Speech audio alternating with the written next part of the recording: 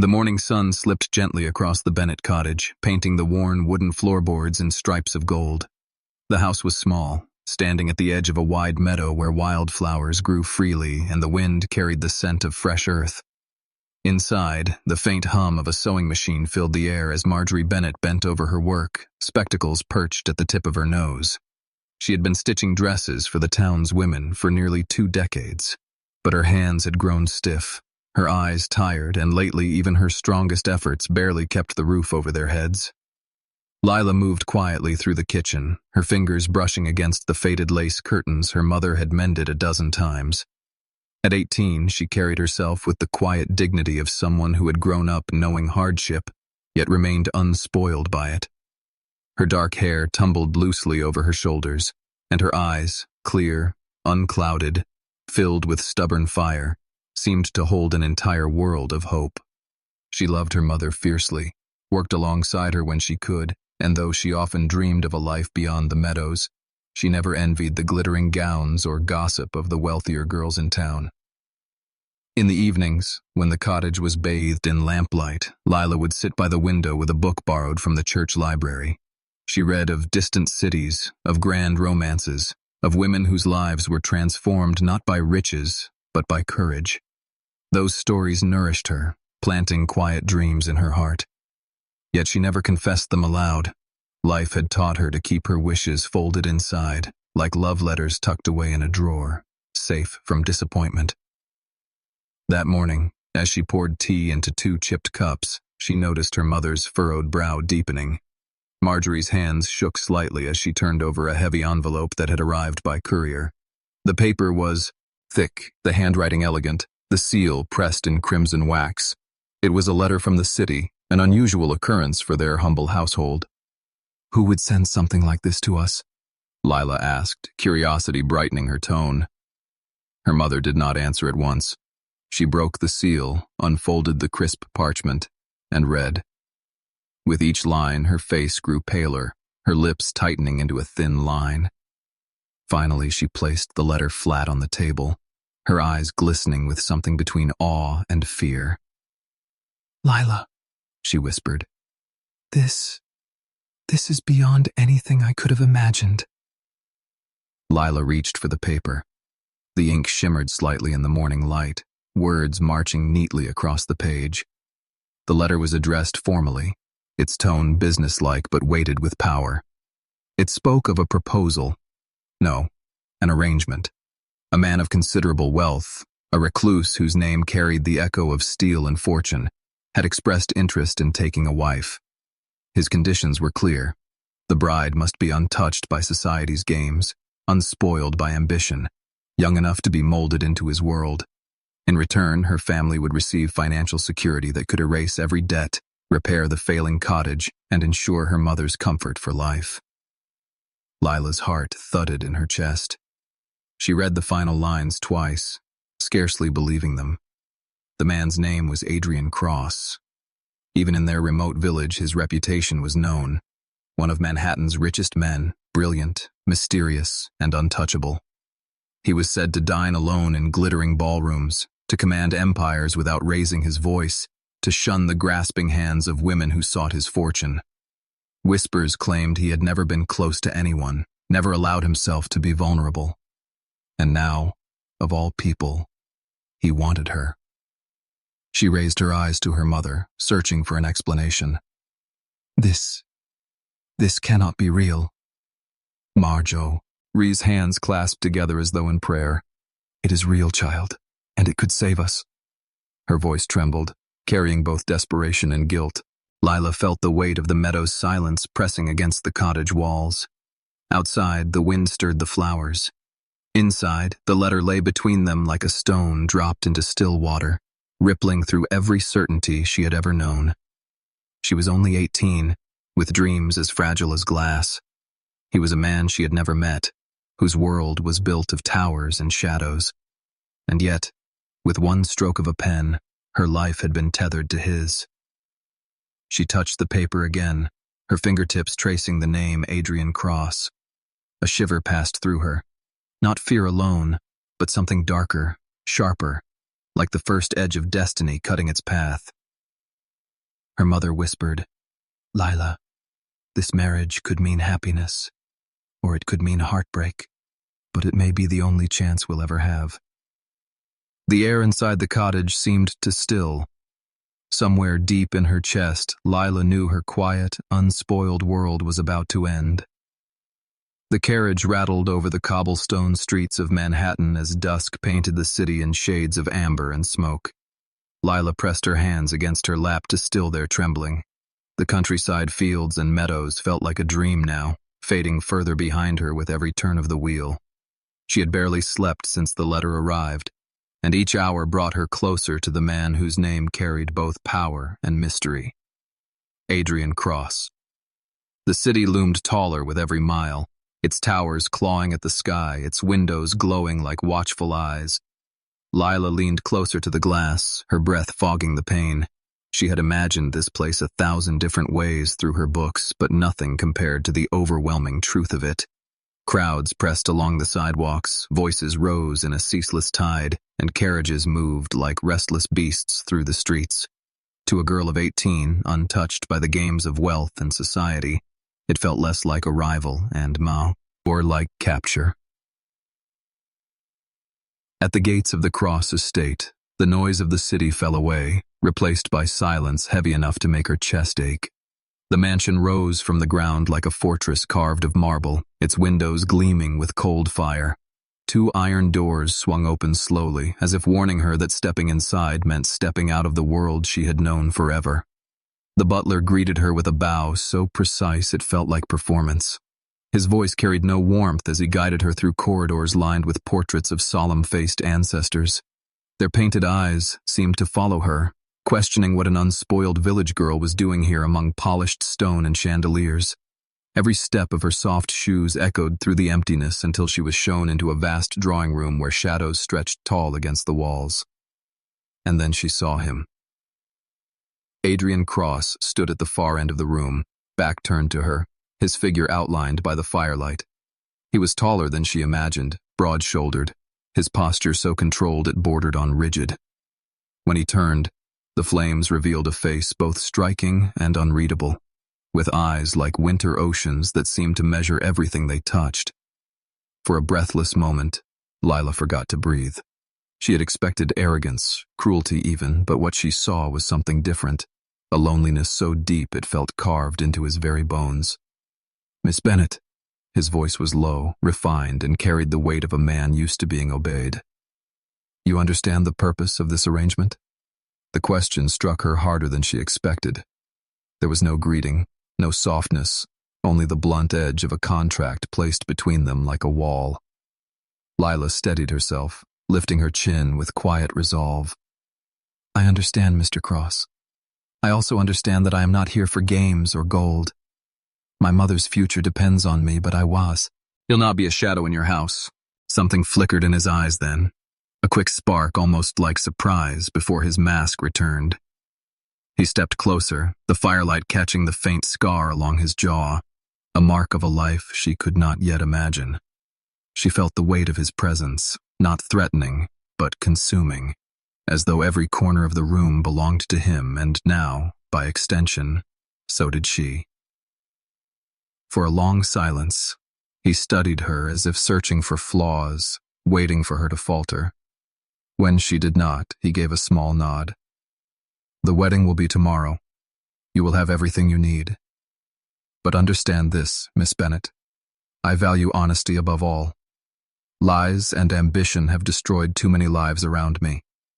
I sought a wife untouched by such poison. That is why you are here." Her heart pounded against her ribs, torn between fear and defiance. Tomorrow she would stand beside this man as his wife, bound to him before she truly knew him. He spoke like a man who controlled empires, yet behind his words she sensed the truth he could not hide. He had never known the warmth of trust, never tasted the tenderness of love. The fire crackled between them, and Lila realized the suspense of her new life had only just begun. She was no longer a seamstress's daughter. She was the future wife of Adrian Cross, a man untouched by women whose heart had been locked away for 30 years. And it would fall upon her to discover whether that heart was made of stone, or if somewhere beneath the marble exterior, it still knew how to beat. The wedding morning arrived cloaked in a strange hush, as though the entire mansion was holding its breath. Lila woke in a chamber so vast that her own breathing seemed too small for it. Heavy curtains draped from the ceiling, muffling the sunlight until the room glowed in muted gold. On the vanity lay a gown of ivory silk, folded with a precision that reminded her this marriage was more transaction than celebration. Still, when her fingers brushed the smooth fabric, her heart betrayed her with a tremor of anticipation. Downstairs, the household moved with silent efficiency. Servants carried bouquets of white roses through the corridors, their petals whispering a fragrance that clung to the air. Candles lined the marble staircase, their flames trembling as though they, too, sensed the weight of what was to come. The ceremony would be small, private, attended only by a handful of witnesses chosen by Adrian himself. Society would hear of it only after it was sealed, leaving gossip to arrive too late to stop it. When she was led into the hall, Lila's steps echoed in the vaulted silence. Her gown floated against the floor, her dark hair pinned with pearls, but her eyes betrayed the storm inside her. Adrian stood at the altar waiting, dressed in a black suit that cut sharp lines across his tall frame. He looked like a man carved from shadow, his expression steady, his posture unyielding. Yet as her gaze met his, she saw it. The faintest tremor of his hand at his side. The unspoken truth that he was as nervous as she. The vows began, spoken not in warm tones of love but in precise words that bound them like chains. Lila's voice wavered on the first line, but she steadied it, forcing her courage through each syllable. When it was Adrian's turn, his deep voice rolled through the chamber, steady at first, then faltering just slightly when he reached the words, "My wife." It was only a heartbeat, but it revealed more than any confession could. When he slid the ring onto her finger, his hand brushed hers, and the touch lingered longer than it should have. His palm was warm, almost hesitant, as though he feared breaking her with too much force. For a fleeting instant, their eyes locked and the room seemed to dissolve into silence, leaving only the sound of their joined breaths. The officiant's words declared them husband and wife. Applause did not follow. There was only the solemn chime of the grandfather clock in the hall, its tone deep and foreboding. Adrian offered his arm with old-world courtesy, and together they walked from the altar, their shadows stretching long across the marble floor. In the quiet that followed, Lila's thoughts churned. She was bound to him now, to a man of power and mystery who had never allowed another soul into his guarded life. Around them, the mansion seemed to close its doors tighter, trapping secrets behind every corridor. She could feel them pressing in, waiting to be revealed. As they reached the threshold of the great hall, Adrian's voice broke the silence, low and careful. "This house has been empty too long. Perhaps now it will remember what it means to be alive." His words were simple, but they struck her like prophecy. Somewhere within those walls, love and danger were already stirring, and she knew their story was only beginning. The carriage ride back from the chapel ended with a silence heavier than stone. Lila sat beside Adrian, her new husband, yet he might as well have been a stranger carved from marble. His gaze stayed fixed on the passing streets, never lingering on her. She studied his profile in secret, the sharp lines of his jaw, the faint scar near his temple, the stillness of a man who had lived too long behind locked doors. She wanted to speak, to ask him what weighed so heavily on his heart, but the words caught in her throat. When they arrived at the mansion, the doors opened wide, but no music welcomed them, no laughter or clinking of glasses. The hall stood quiet, a palace without a soul. The servants bowed as they passed, their faces unreadable, and then vanished into the shadows. Lila felt the cold echo of her footsteps on the marble, each one reminding her that she had stepped into a life far removed from everything she had known. That evening, she wandered through corridors that seemed endless, each room grander than the last, yet devoid of warmth. She paused at portraits of men with stern eyes and women with guarded smiles, ancestors who had lived and died under the weight of the cross name. Their painted stares followed her, whispering that she did not belong. Her fingers trailed across the gilded frames, and she wondered if this house had ever known laughter or if it had always been a monument to silence. She turned a corner and stopped. A door stood slightly ajar, spilling a faint glow into the hall. Pushing it open, she discovered a hidden world above the mansion. It was a greenhouse built beneath a glass dome, filled with exotic plants that climbed toward the stars. The air was rich with the fragrance of jasmine and roses, a startling contrast to the lifeless halls below. She moved among the blossoms, her hands brushing soft petals, and for the first time that day, she smiled. Adrian appeared in the doorway, his figure caught in the moonlight. For a moment, he looked almost vulnerable, as though she had discovered a secret he had never intended to share. "You found it," he said quietly, his voice softer than she had ever heard it.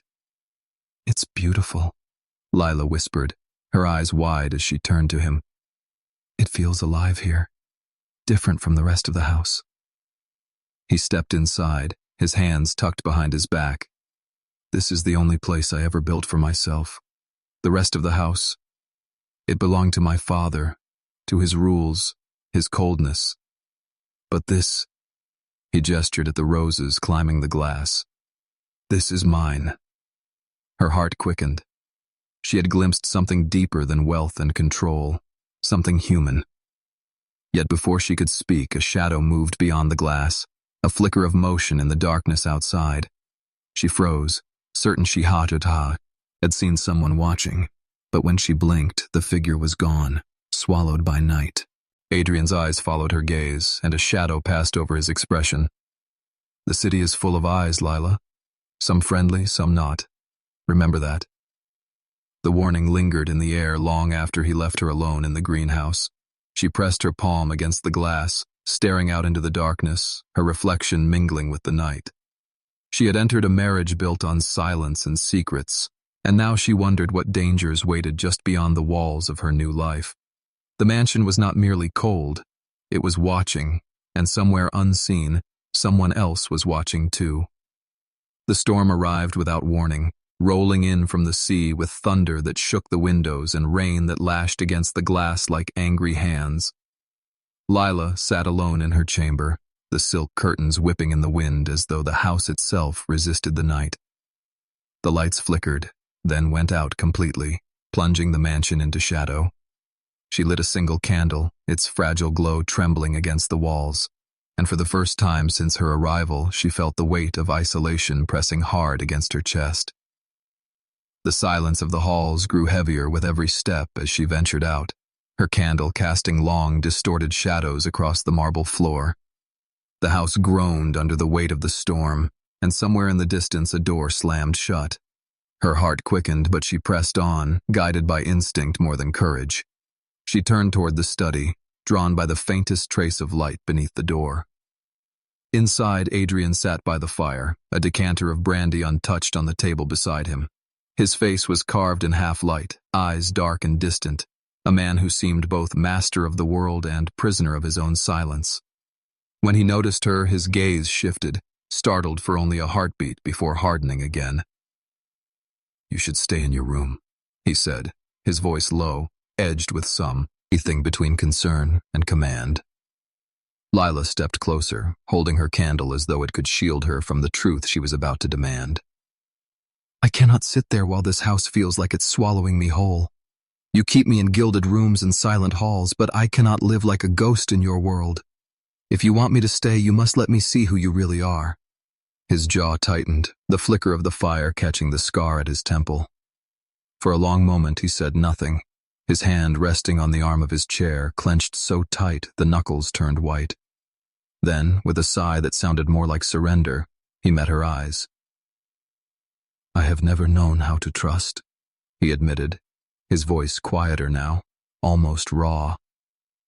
"Women have circled me for my name, my fortune, my power, but not for me. And so I learned to build walls. I learned to hide. And in hiding, I have never truly been with anyone, not as a man, not as a husband." The words struck her like a thunderclap. All the whispers, the rumors about the untouchable Adrian Cross, suddenly seemed less like gossip and more like confession. His solitude was not arrogance, but fear. He had never allowed anyone close enough to touch the core of him, and now he sat before her, exposed in the storm's glow. Lila moved closer, the hem of her gown brushing the carpet, her candlelight warming the sharp lines of his face.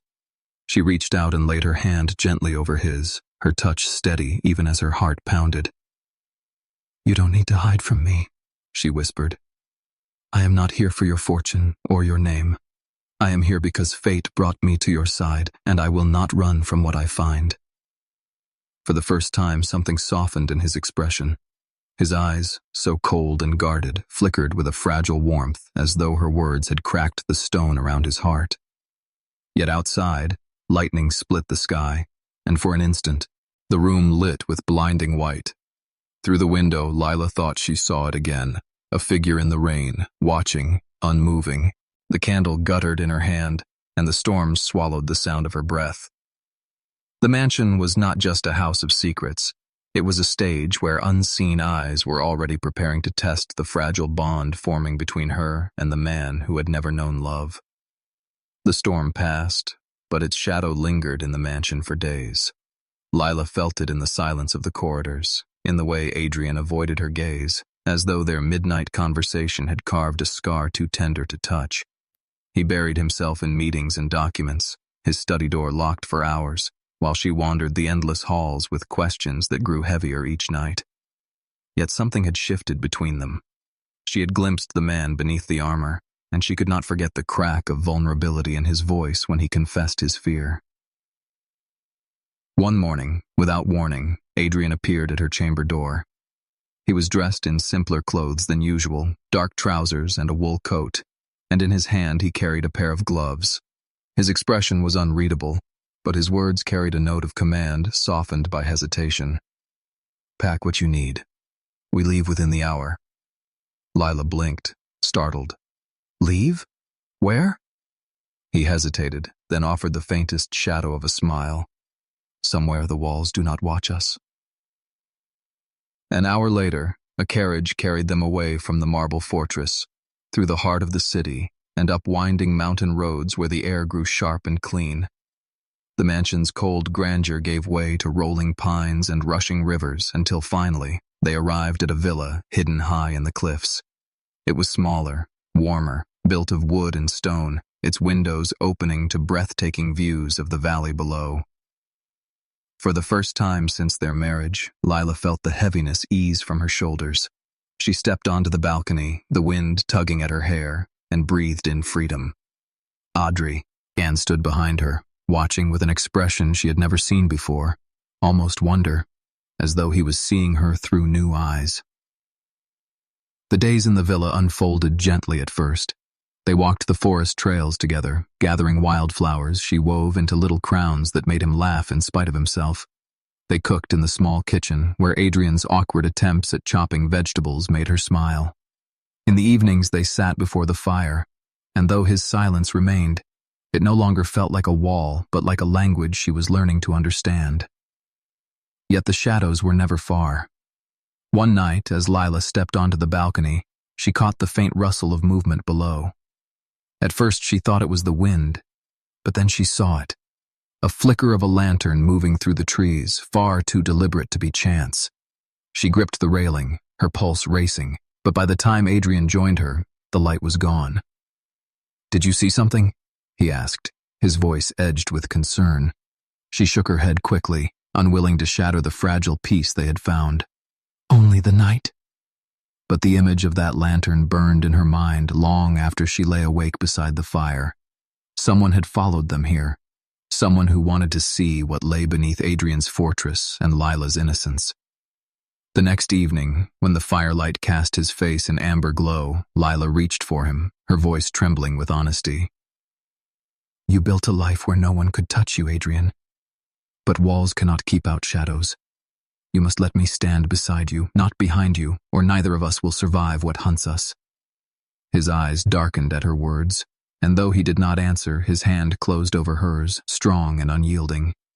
Outside, the forest whispered in the wind, carrying with it the promise that their story was no longer just about love. It was about survival, and somewhere in the trees, The unseen watcher waited for the perfect moment to strike. Night fell heavy over the mountains, the villa wrapped in silence, broken only by the crackle of the fire. Lila sat by the hearth, her book forgotten in her lap, listening to the restless creak of the wooden beams above. Adrian stood at the window, his posture tense, eyes scanning the dark forest as though he expected something to emerge at any moment. The storm inside him was louder than the one outside, and she could feel it pressing against the fragile peace they had tried to build. At last he turned from the glass, his face half lit by firelight. "I brought you here to keep you safe," he said, his voice low, steady, but fraying at the edges. "But even here, I feel eyes on us. I cannot shake it." Her heart jumped. She wanted to confess about the lantern she had seen, the shadow moving below their balcony, but she feared if she spoke it aloud the fear would grow real enough to swallow them. Instead, she reached for his hand, grounding him with her touch. "Then don't fight it alone. Let me see what you hide." For a moment, silence held them both. Then something in him broke. He sat beside her, his head bowed, and she saw the truth spill out in a way that words could not disguise. "I told you I never trusted a woman," he whispered. "But I did not tell you why. My mother, she loved my father's wealth more than she ever loved him. When he died, she tried to marry me into families who wanted only the empire. Every touch I've known was calculated, every smile a mask. And so I locked myself away.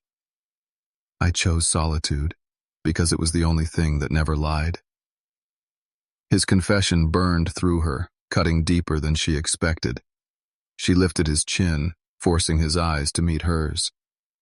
"And now? What do you see in me?" For the first time, his voice faltered. "I see a chance to feel alive, but I do not know how." The storm outside rose in a furious swell, rattling the window. And in that moment she leaned forward, pressing her lips to his. The kiss was hesitant at first, like two souls testing the edge of a cliff, then deepened as the walls he had carried for years began to fracture. His arms wrapped around her, clumsy but desperate, his inexperience as raw as her innocence. Together they stumbled not into passion but into truth. Two unspoiled hearts, meeting in the fire's glow, trembling with the fear and wonder of a first touch. But even as their bond sparked into life, the shadows stirred outside. Unbeknownst to them, the watcher had drawn closer. A figure cloaked in black moved through the trees, boots sinking into wet earth, eyes fixed on the villa's glowing windows. The lantern had been replaced by silence, a silence far more dangerous. Inside, Adrian and Lila clung to each other, unaware that their first night of honesty had already set into motion forces determined to destroy them. The innocence that bound them was powerful, but innocence alone could not shield them from the storm waiting at their door. The morning after their fragile night of closeness arrived with a deceptive calm. The storm had passed, leaving the sky a pale blue, but Lila sensed the peace was only a thin veil stretched over something darker. Adrian moved about the villa with unusual restlessness, pausing often at the windows, his gaze fixed on the forest below. She watched him from the table, her hands wrapped around a cup of tea gone cold, wondering what thoughts hunted him even in silence. That afternoon, a letter was delivered by a rider in black. The envelope bore no seal, no return, only Adrian's name written in sharp strokes across the front. His jaw tightened as he read the message, his face shadowed by something between anger and dread. Without a word, he passed it to her. The note was short, cruel, and precise. "Your innocence will not save you. Your bride was bought just as they all were. The world will soon know." Lila's heart froze. The words dripped poison, designed to wound, and she felt their sting. "Who would send this?" she whispered. Adrian's eyes hardened. "Vivian Kane. She has haunted me for years. She wanted my name, my fortune. I refused her, and she vowed I would regret it. She thinks she can shatter us by twisting the truth." Fear coiled through Lila's chest, but beneath it stirred defiance. "Then let her try. If you doubt me, she wins. If you stand with me, she has no power." Her courage struck him like a blade, and for the first time he smiled. Not the cold, controlled curve of his lips she had seen before, but something small and real. "You are stronger than I deserve." That evening, they returned to the city for a charity gala Adrian had promised to attend. The ballroom glittered with chandeliers, gowns shimmered like spilled jewels, and every eye turned to them the moment they entered. Whispers rippled through the crowd, sharp as daggers. Lila could feel the weight of their stares, the judgment in their hushed tones. Vivian was there, radiant in crimson silk, her smile venom disguised as charm. She drifted toward them, her hand brushing Adrian's arm with the ease of someone who thought she owned him.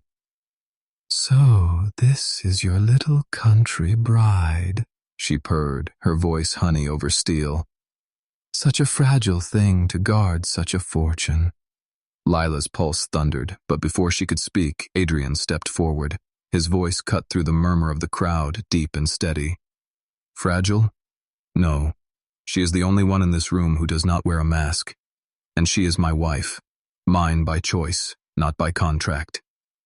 The ballroom fell into silence, gasps echoing like shattered glass.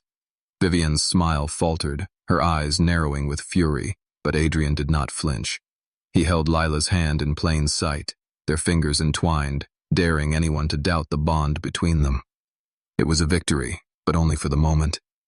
As they left the gala, Lila noticed a photographer lurking at the edge of the crowd, his lens trained on her face.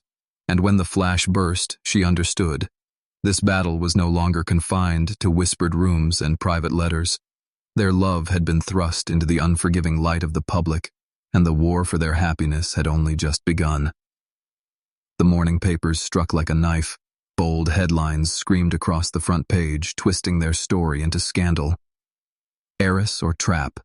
The untouched millionaire's bride exposed." Below it, a photograph of Lila from the gala, her hand in Adrian's, her eyes wide with the weight of 1,000 stares. The article spun lies with elegant cruelty, claiming she had been planted by schemers, that her innocence was staged, that her mother had bargained her daughter for a fortune. Every word dripped with venom, and though Lila knew it was Vivian's hand guiding the ink, the damage had been done. When Adrian entered the breakfast hall, the paper clenched in his hand, his face was carved in stone. He did not sit, did not speak at first. The silence was worse than accusation. Finally, he laid the newspaper on the table before her. "They will not stop, Lila. And these papers have a way of convincing even those who should know better." Her chest tightened, her breath catching. "Do you doubt me?" His eyes flickered, the war inside him naked for once. He wanted to say no, she saw it, but fear made the truth hesitate on his lips. "I do not know what to believe," he whispered at last, and the words cut deeper than any headline could. Tears burned in her eyes, but she did not let them fall. She rose slowly, her voice trembling with strength she barely possessed. "Then believe this, Adrian. I did not choose you for your fortune or your empire. I chose you because fate placed us in the same storm. But if you cannot see me beyond the shadows of your past, then I have no place in your future." She left him there, his silence echoing louder than thunder. Hours later, her carriage rolled down the gravel drive, carrying her back to the small cottage where her mother still stitched by lamplight. The scent of wildflowers filled the air. The same meadows that had once seemed too small now felt like the only world where she could breathe. But Adrian remained in the mansion, surrounded by marble walls that suddenly felt colder than ever. He tore through ledgers and letters, searching for truth, and in the darkness of his study, he found it. Documents locked in a drawer, papers forged and planted by Vivian herself. Contracts that bore signatures too perfect, dates too convenient. Evidence of a scheme designed not only to ruin Lila, but to break him as well. Rage tore through him, but beneath it was fear.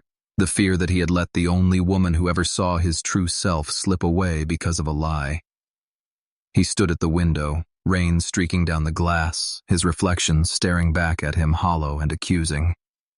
The estate no longer felt like his inheritance, but his prison. And as the storm gathered outside once more, Adrian made his choice. He would no longer hide behind silence or walls. He would fight for Lila, no matter what it cost, even if it meant shattering the very empire he had spent his life protecting. But as he prepared to leave, a servant rushed in, pale and breathless. "Sir, Vivian is here, and she claims she has proof that will end your marriage forever." The night stretched before him, heavy with dread. The war for his heart and his happiness had reached its breaking point, and he knew the next choice he made would either bind him to Lila forever or destroy them both. Vivian swept into the mansion like a storm dressed in silk, her crimson gown trailing behind her as if it carried the blood of the battles she had won. Her smile was sweet, but her eyes were venom, sharp enough to pierce stone. Adrian stood at the far end of the hall, his shoulders squared, his hands clenched at his sides. For too long, he had let her shadows control the light in his life. Tonight, that would end. She held out a folder of papers, her voice smooth and mocking. "The world already whispers, Adrian. These will make them shout. Contracts proving your little bride was bought, a mother's desperation, a daughter's compliance. How tragic that you, the untouchable, fell for such a trap." Adrian took the papers with steady hands, his eyes scanning the signatures, the dates, the ink that reeked of falsity. His silence unnerved her, but she mistook it for doubt. "You see?" she said, stepping closer, her perfume cloying in the air. "She never loved you. She only saw your name, your fortune. I, Adrian, was the one who could have stood by your side as your equal." He looked up then, and his voice was cold fire. "You forged these. Sloppy work, Vivian. My father's solicitor never used that seal. And these dates? On one, my wife was still in school. Lies." Her smile faltered for the first time. He stepped forward, his voice rising, every word sharp enough to cut marble. "I let my fear blind me once. I doubted the only woman who ever saw me, not my fortune, not my empire, but me. And I will not make that mistake again. You came here to destroy her. Instead, you destroyed yourself." Vivian's mask cracked, fury spilling through her painted calm. She hissed like a cornered snake, but Adrian no longer gave her the dignity of attention. He turned, calling for the servants, his command like thunder. "Remove her from this house. She will never set foot here again." The doors closed on her shrieks, and with them the last of her power. The silence that followed was heavy, but it was not empty. It was waiting. Adrian did not rest. He saddled a horse himself, rain lashing his face as he rode through the night, away from marble halls and poisoned lies, toward the small cottage that had birthed his salvation. When he arrived, soaked and breathless, he found Lila in the doorway, her mother's shawl wrapped around her shoulders, her eyes wide with equal parts hope and hurt. He dropped to his knees in the mud, his voice breaking. "I doubted you when I should have fought for you. I let ghosts blind me to the truth in your eyes. But no empire, no fortune, no name is worth more than the life I see when I look at you. Lila, forgive me. Come back. Not as a bargain, not as a bride forced into chains, but as the woman who holds my heart." Tears blurred her vision, but this time she did not hold them back. She stepped into the rain, lifting him to his feet, her hands trembling against his face. "You are not the untouchable man the world fears, Adrian. You are the man I chose when I saw the loneliness in your eyes. And I will choose you again, even in the storm." Their kiss in the rain was not the timid brush of strangers, but the fierce promise of two souls who had fought through lies and shadows to find one another. The storm roared around them, but inside their hearts, a new world was born. When they returned to the mansion, it was no longer a prison. Lila's laughter filled the corridors, and Adrian's greenhouse bloomed brighter than ever before. The portraits on the walls seemed less judgmental, as though the house itself had remembered how to breathe. In time, society spoke not of scandal, but of transformation. The untouchable millionaire and his unspoiled bride became a symbol, proof that innocence and trust could break through walls of marble and fear. But for Adrian and Lila, none of that mattered. What mattered was that, against every whisper and every storm, they had found happiness, not in wealth or power, but in the simple truth of a love neither had ever known before.